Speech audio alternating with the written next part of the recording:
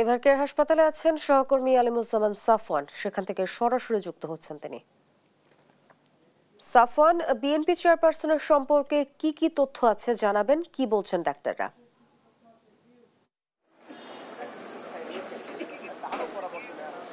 শাইলা, আমরা এই মুহূর্তে এভারকেয়ার হাসপাতালের সামনে রয়েছি এবং বিএনপি চেয়ারপারসন বেগম খালেদা জিয়ার স্বাস্থ্যের খোঁজখবর রাখছি। তো গতকাল আসলে বিএনপির পক্ষ থেকে আনুষ্ঠানিক যে সংবাদ সম্মেলনে তার স্বাস্থ্যের আসলে যে আপডেট দিয়েছেন তার চিকিৎসক ডক্টর এজেডএম জাহিদ হোসেন, তিনি বলেছেন যে তিনি কিন্তু আসলে একই অবস্থায় আছেন, অর্থাৎ তার স্বাস্থ্যের উন্নতি বা অবনতি সেটি কিন্তু হয়নি। তবে ডাক্তাররা আসলে তাকে যে চিকিৎসাটি দিচ্ছেন সেটি কিন্তু তিনি দিক নির্দেশনাটি অনুসরণ করতে পারছেন, অর্থাৎ এই ক্ষেত্রে কিন্তু কোনো ধরনের কোনো জটিলতা নেই। তবে গতকাল আসলে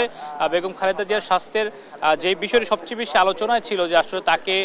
দেশের বাইরে নিয়ে গিয়ে আসলে চিকিৎসা করা হবে কিনা, তো এই বিষয়ে কিন্তু তারা কিন্তু গতকালকে স্পষ্ট করেছে যে বেগম খালেদা জিয়ার বর্তমানে যে শারীরিক পরিস্থিতি সেটি কিন্তু আসলে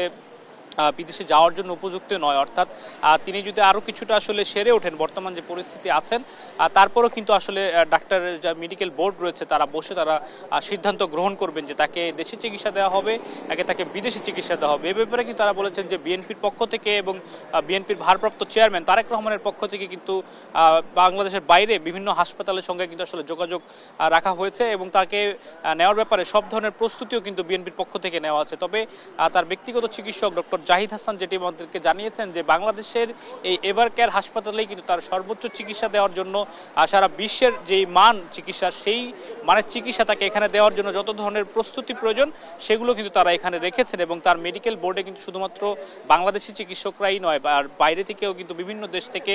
চিকিৎসকরা এসেছেন এবং তাদের পরামর্শেই কিন্তু বেগম খালেদা জিয়া এই মুহূর্তে চিকিৎসা নিচ্ছেন। তো দেশবাসীর কাছে কিন্তু বরাবরই কিন্তু বিএনপির পক্ষ থেকে দোয়া চাওয়া হচ্ছে, অর্থাৎ খালেদা জিয়ার অবস্থার যে অবনতির দিকে আসলে যাচ্ছিল সেটি কিন্তু এমনটা আর এখন নেই এবং বিএনপির পক্ষ থেকে কিন্তু এটাই বলা হচ্ছে যে তিনি কিন্তু ধীরে ধীরে আসলে যাতে সময়ের সঙ্গে সঙ্গে কিন্তু তিনি আসলে সেরে উঠছেন। তবে আমরা এখন পর্যন্ত অপেক্ষায় আছি, আজকে আসলে সকালে এখন পর্যন্ত বিএনপির পক্ষ থেকে নতুন করে কোনো আপডেট আমাদেরকে এখনো জানানো হয়নি। গতকাল আসলে বিএনপি নেতারা যেটি বলেছেন যে এই হাসপাতালের বাইরে অযথা কোনো ভক্ত সমর্থক বা বিএনপির যারা নেতাকর্মী রয়েছেন বা অন্যান্য বিভিন্ন দলের নেতাকর্মী রয়েছেন তারা যেন